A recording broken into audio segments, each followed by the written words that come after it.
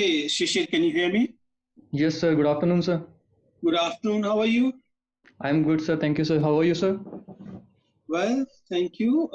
Shishir, you're comfortable? Yes, sir.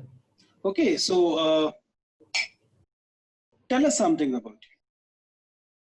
Sir, I am from Jaipur, Rajasthan, and after completing my education from Jaipur, I did my BTech in chemical engineering from IIT Bombay, and thereafter I got placed from the college itself into a consulting firm in oil and gas field. I was placed in Bilfinger Tabordin in Abu Dhabi, and this is my fourth attempt and second interview. And my hobbies my interests includes learning about new pedagogical practices and also playing cricket. Well, Shishir, I can see that you're around 30 years old. You Yes, got your you got your graduation in chemical engineering, and you were working in a allied area. Also, you cleared GATE, but I can't see the master's done. Don't you think there appears to be a confusion scattered all over your application form? Why are you not into your core competency, and why are you trying to get into something which probably any mediocre can handle? sir. Regarding my GATE exam, I appeared in my GATE exam because I wanted to go for a job in the PSU in the oil and gas sector. Secondly, why I started preparing for the civil services, because while I was in my job, I started financing the education of a girl child, and that was back in 2014. So, and I started reading about our country in the newspapers, and so that's when I realized what else can I do on my part, so that I can be of much use to my country and also make a meaningful impact on the lives of the people. So that's when I decided that I'll go for the civil services, because it will give me the resources and the authority to serve the society and do good well for the people at the same time. But Shishir, I understand that one can give one attempt or two for this, but somebody as qualified as you are, somebody who was not unemployed and definitely is employable, uh, you're still sticking to this civil services thing, which is more of a bandwagon in Rajasthan. Almost everybody want to become a civil servant, so they try, and which is understandable for a BA program, BSc general candidate, but not for somebody who's IIT Bombay graduate and has good GATE score, good studies and employable skills. Sir, I would say it's like a kind of a trade-off. Like I can be employed and then I can simply use my cognitive or the analytical skills and be of some use to my country. But at the same time, I think it will be, I think it is quite honorable to be a part of the civil services, and also it is one way I'll be able to return the investment that my country had done in me in a more impactful manner. Shishir, you have taken mathematics as your optional Yes, subject, sir. right? Nowadays, in this COVID time, we are repeatedly hearing about a curve that is to be flattened, right?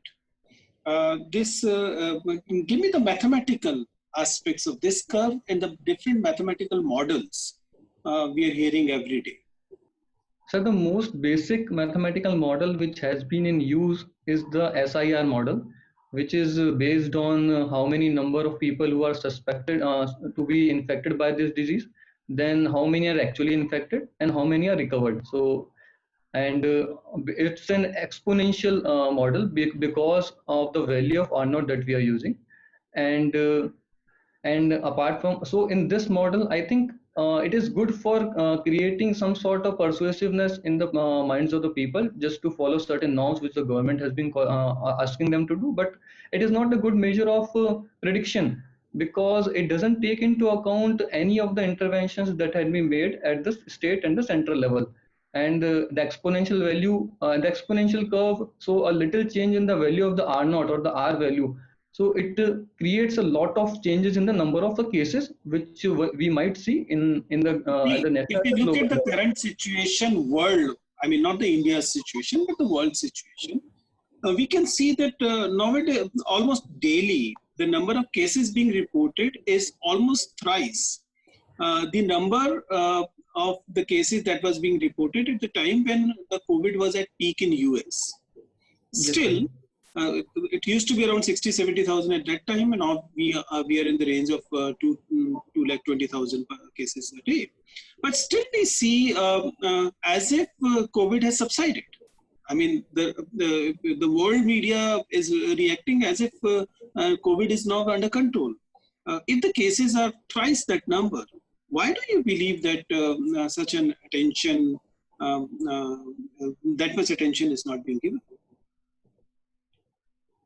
Sir, I think when the world started to take this pandemic at a war footing, it has kind of created so much fear in the minds of the people that I mean that has led to so much of psychological stress, and and the economy. If you look at the economy at the national and the global level, I think it has hit the rock bottom. So now, and initially, if we look at it, we had no knowledge about the virus, and now as the research has been going on and certain measures have been in light so as to control the spread of the virus. So I think keeping that in mind, and so the media and the government as well, it doesn't want to create much fear in the minds of the people, so that they can go out and continue with their regular activity. Fine, Shishir, thank you. Mr. Saroj, can you please take? Shishir, can you hear me? Yes, sir. Good afternoon, sir. Good afternoon. Look, you belong to Rajasthan, and yes, most sir. of the part of history of Rajasthan, you will see large number of independent states. Large number of independent states. My question is why in this particular area, that is Rajasthan, largest number of independent states were found throughout the history? What is the reason? Sir, as Rajasthan is like a bordering state, and we have faced so many invaders from the western borders, and so here, and it was also under the rules of the Rajputs, and these Rajputs, they were when such states emerged, there was no concept of what boundary and what border. Look, India as well as Pakistan were integrated and we were part of Indian subcontinent. So why in Rajasthan areas, right? You will see large number of states, independent states. Look, almost each district having independent state. Bhati dynasty, you will see Jaisalmer, right? Marwar, you will see Jodhpur. Then Chauhan, Ajmer, right? Look, Kachwaha in Jaipur. So everywhere you will see. In Mewar, there is Mewar dynasty. So why so many states? What is the geographical basis of large number of states? Sorry, sir, I am not aware of geography. Okay. So you are chemical engineer? Yes, and sir. you were posted actually Dubai, Yeah, right? In petroleum company. Look, yes, sir. Two type of petroleum we are extracting. One is called shale oil, right? And second is called non-shale oil. For shale oil extraction, we use a particular technology that is quite different from technology of normal petroleum. So how we extract shale oil? What is the technology?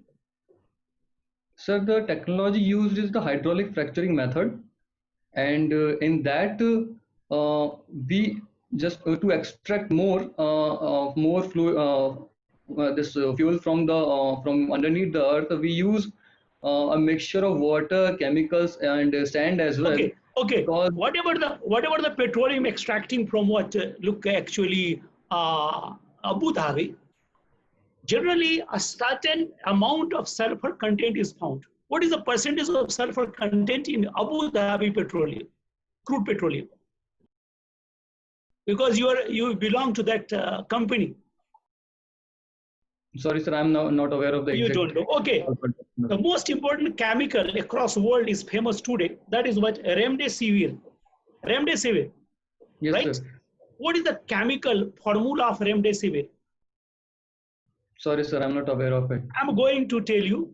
That is C27, H35, N6, O8, and P. Look what type of chemical remdesivir is. On the basis of formula, I analyze the actually composition of remdesivir. Is it simple, actually look compound, or complex compound, or complex composite compound? Sorry, sir. I'm not. I cannot recall it as of now. So what is the meaning of CHNOP? At least you know this because you're a chemical engineer. Sorry, sir. I'll have to go through these things. Okay. In COVID, we are using mathematics a lot, right?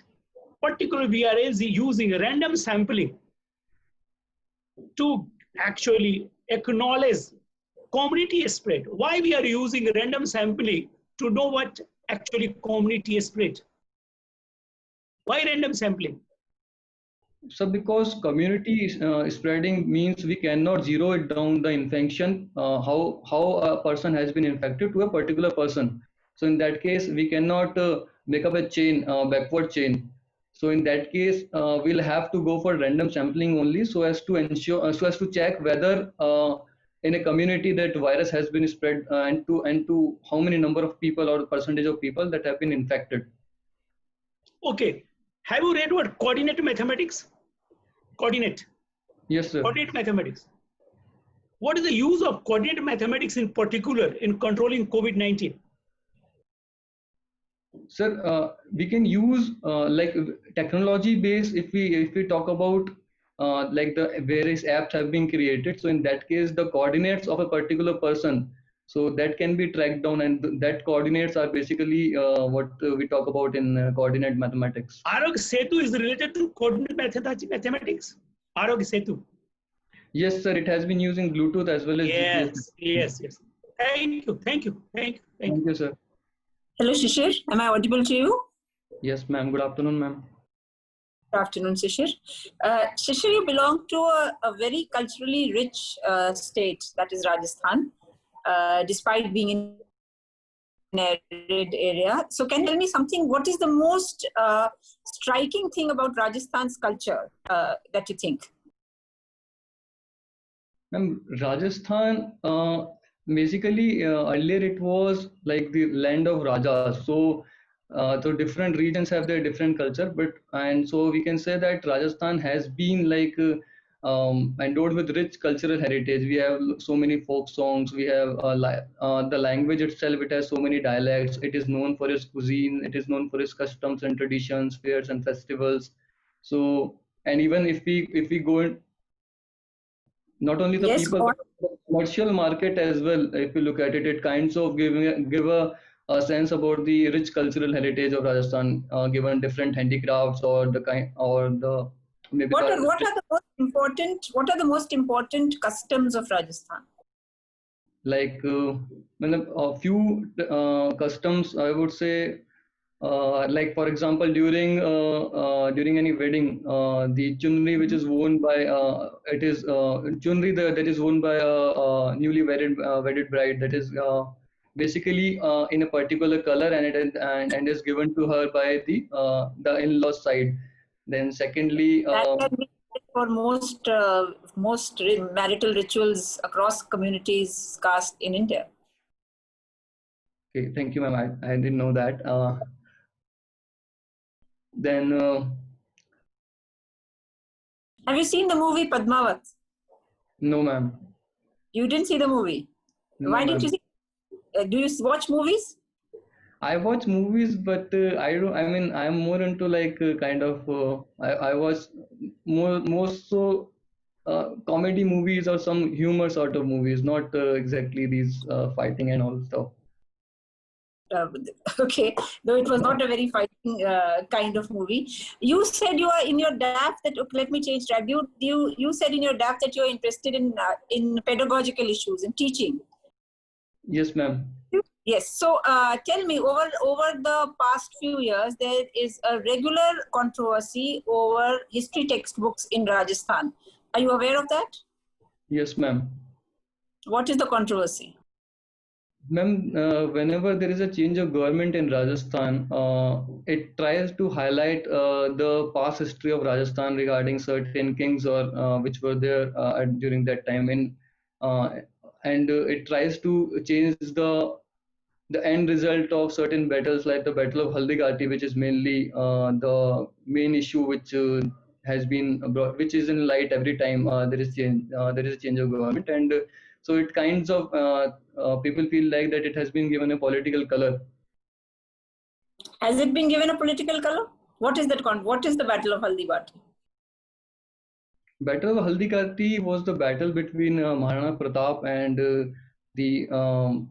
and the forces of Akbar, and so it is at times it is said that it was inconclusive. At times it is said that Maharana Pratap lost, and at times it's said that he won the battle. So that keeps on changing.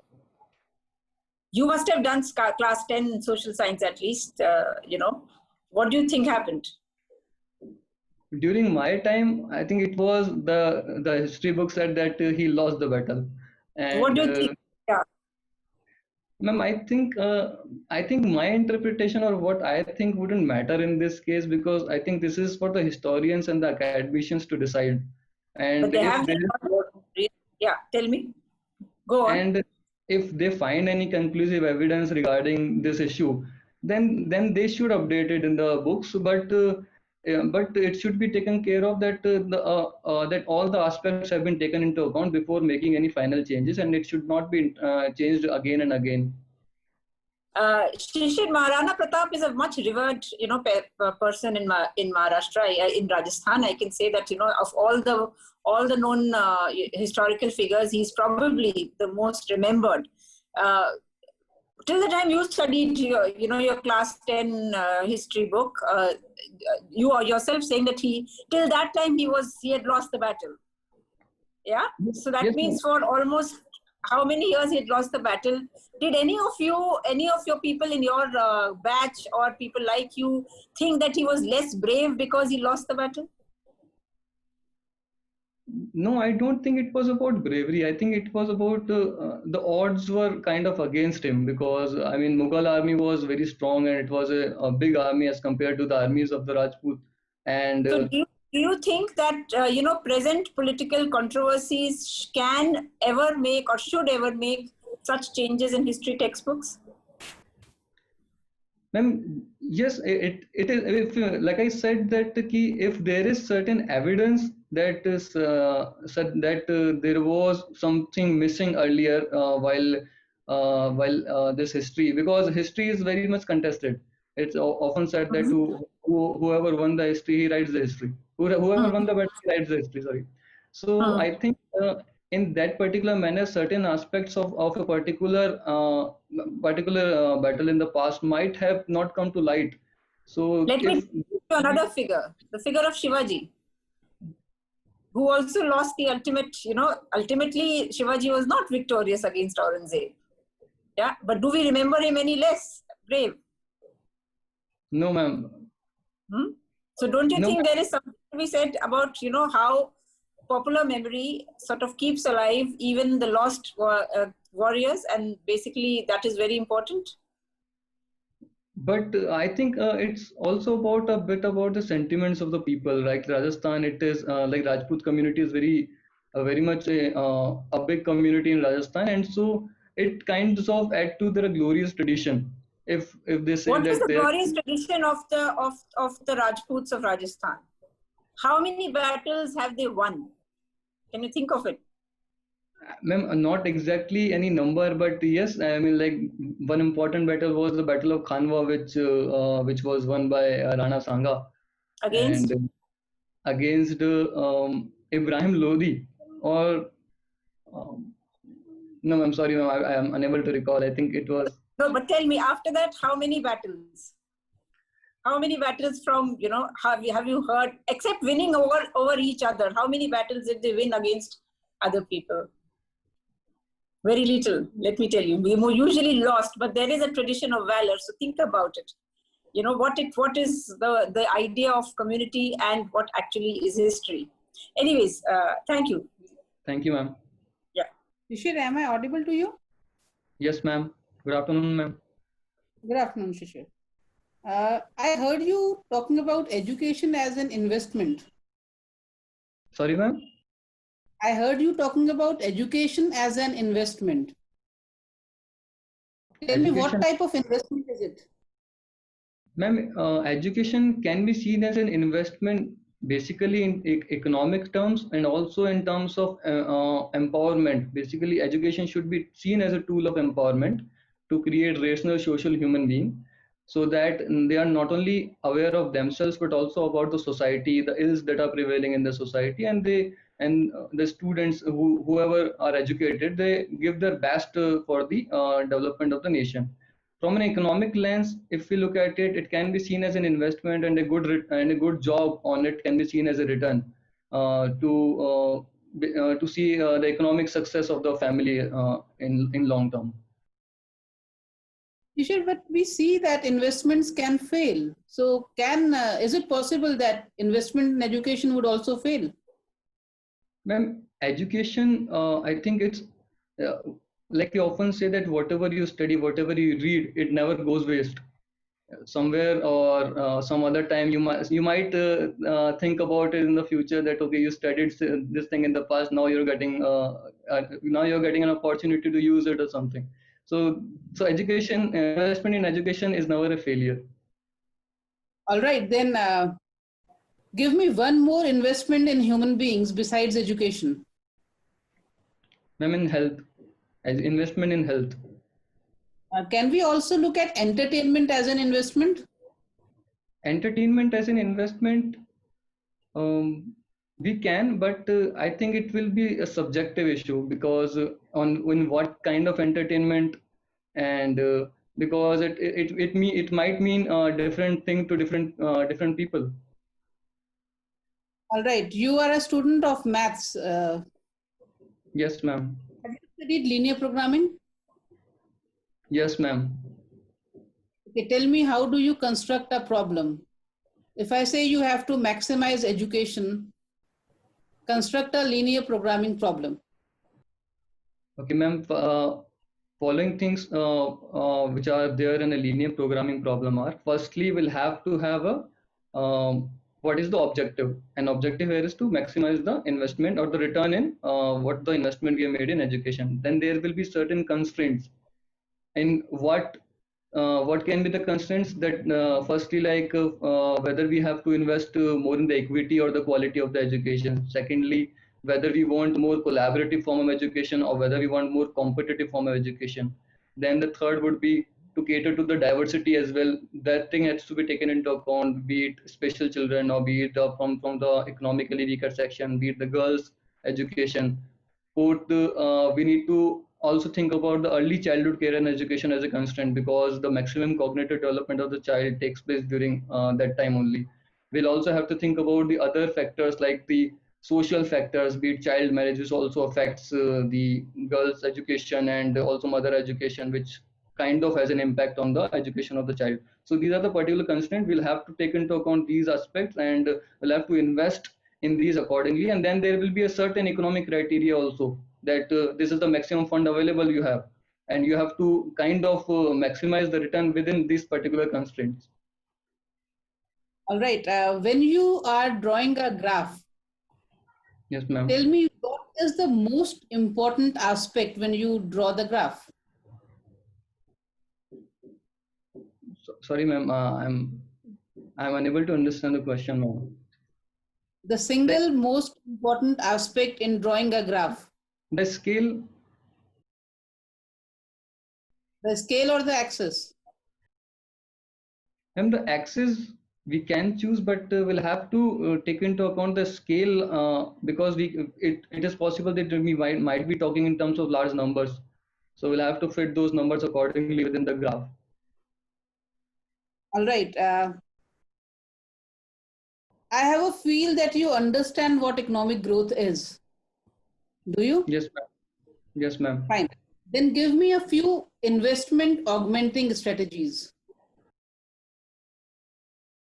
Sorry, ma'am. Can you please repeat the question, ma'am? Investment augmenting strategies. Strategies that would increase investment in the economy. Ma'am, few things which we can do to increase the investment in the economy are like, firstly, we need to have more formalization in the economy because I think once a firm gets more formal, so it can bear stress much in a much better way, and so it can attract investment from the foreign investors as well. Secondly, we need more financialization in the economy. As at present, if Okay, you look at, thank you so much. Thank you. thank you, sir. Thank you, ma'am. Over to you, Anil, sir. Shishir, can you hear me? Yes, sir. Good afternoon, sir. Good afternoon. You belongs to Jaipur, which Yes, is sir. named before the Jai Singh, Raja Jai Singh, Maharaja Jai Singh. Yes, sir. Maharaja Jai Singh was a Mansabdar. Actually, he was the Mansabdar. Of which king? Sir, I'm not sure, but I think he lived during the time of Aurangzeb. Have you heard the name about the Muhammad Shah Rangila? Yes, sir. Muhammad Shah Rangila has taken very much interest regarding the development of Jantar Mantar. What his contribution in the Jantar Mantar? Sorry, sir, I'm not aware of it, sir. Okay. Once again, Jaipur. Sometime in when we look the Jaipur, the color of Jaipur, 5 years it is pink, and another 5 years, in very next 5 years, it is saffron. What's your take? Sir, actually, it is saffron or the gehua color only, just because it was named because the prince who gave it the name of Pink City, the Prince of Albert. So he didn't know that what this color is called, so he named it Pink City. And now, when the new buildings they are painted, they are kind of painted in the pink color because now we have that kind of knowledge about chemicals. Is it pink or saffron? So it's basically, if you look at the old city of Jaipur, it's saffron, not pink. Yes. Looking the international matter, in Iraq, there is a civil war going on. What's the actual problem in Iraq? Sir, at present, if we say the political instability after, and there is no strong or central leadership which the Iraq has as of now, and it has kind of come under the control or the influence of Iran, which at present is facing. Do you have any idea about the social structure of Iraq? Sir, only the population ratio that it's 70% it's around Shia population and 30% is around Sunni population. Are you giving correct data? It's majorly they are Shiaist only because Saddam was a Sunni. In Iraq, major community is Shia. What's the conflict between Shia and Sunni? Sir, it's an old conflict regarding who is the actual descendant of Muhammad Prophet and the kind and. Give the point-wise answer. Sorry, sir. Give the point-wise answer.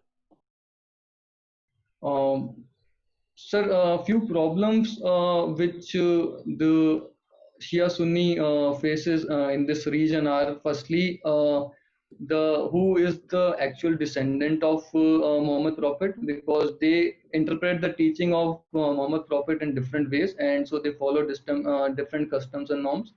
Secondly, at present, if we talk about the present day rivalry, it is basically between the Saudi Arabia and the Iran. Saudi being a Sunni state and Iran being a Shia. You must read about those differences. Next question. Do you think we have controlled the Naxalism or we are waiting for some big one? Sir, I don't think that we have totally controlled the Naxalism, and because it was also recently in the news as well that they are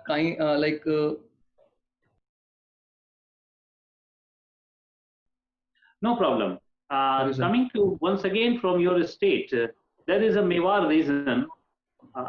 Describe some environmental problem of Mewar region, not Marwar. What are the environmental problems? Sorry, sir, I'm not aware of the exact problem. Do you know about the deforestation and the mining area in those areas? Yes, sir. Regarding those problems, like mining is due to the mining that is carried out in those regions, and so it kinds of and mining causes deforestation is required, and with regards to that mining, there is a problem of groundwater pollution that that region is facing, and as Rajasthan is an agrarian. Of rivers, sedimentation of rivers, rivers pollution. There are so many problems. Okay, no problem. Last question. Your mother and father both are teachers. Yes, sir. What you have learned from a personality of teacher? One prominent thing. One prominent thing I would say that you should always take the other like everyone together. One, like for example, there are weak students and average students and the strong and a very good students as well in the classroom.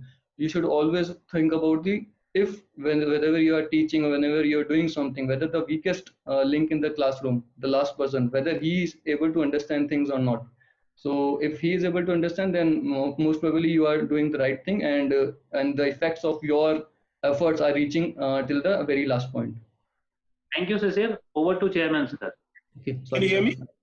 Yes, sir. Okay. So, Shishir, you mentioned in your DAF that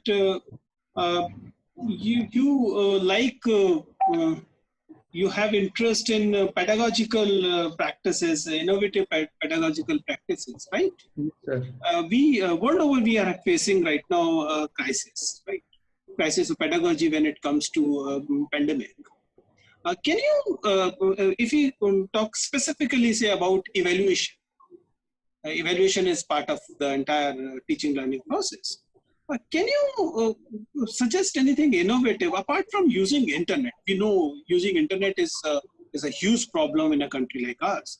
If using internet is not one option, then what other innovative methods you can suggest when it comes to evaluation in pandemic times?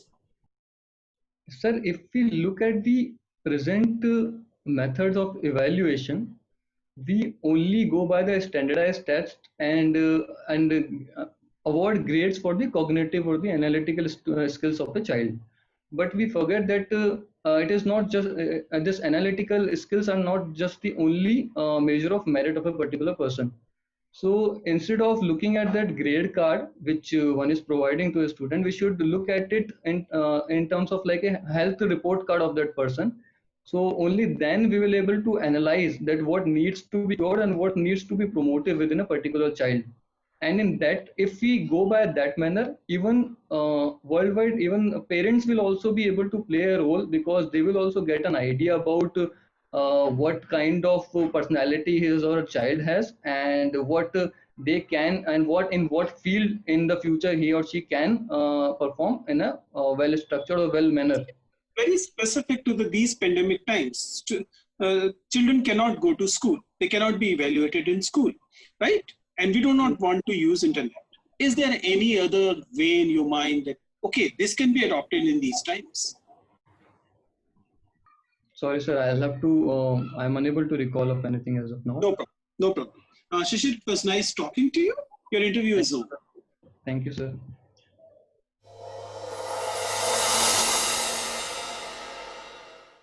Yes.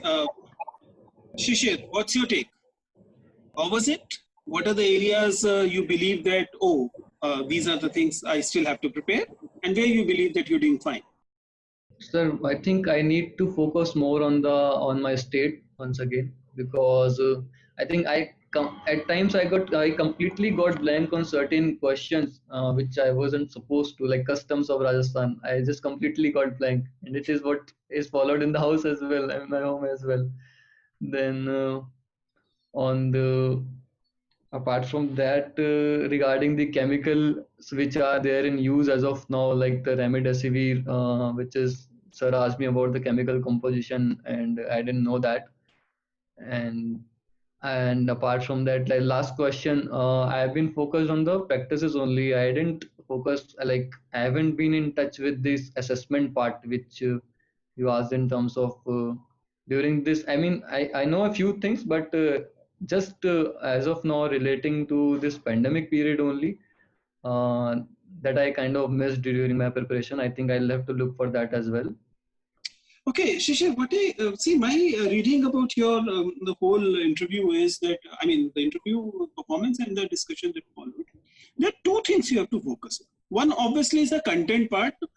See, we always talk about communication when it comes to personality tests, but I've been saying it again and again that no amount of communication substitutes the content, right? The content is there, then communication can take you to places.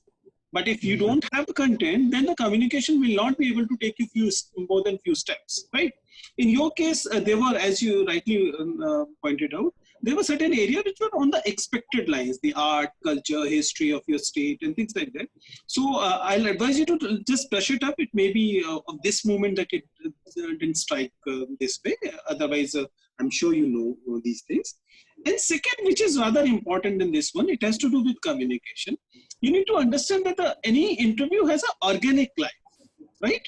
It starts, it develops, and then it fades into it. And it is the candidate who has this responsibility to keep the entry level at a certain minimum level throughout the interview.